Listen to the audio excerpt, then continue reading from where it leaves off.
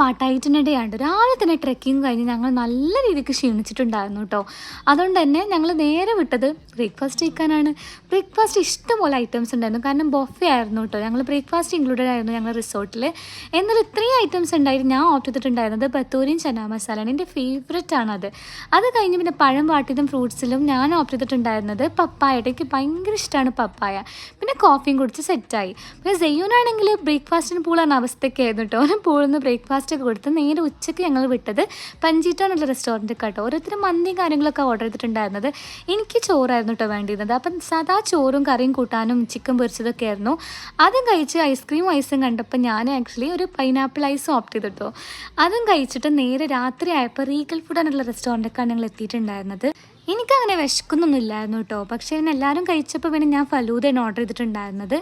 അപ്പോൾ ഇത്രയൊക്കെ ഉള്ളൂ. അപ്പോൾ ഇഷ്ടപ്പെടുകയാണെങ്കിൽ ലൈക്ക് ചെയ്യണം, സബ്സ്ക്രൈബ് ചെയ്യണം.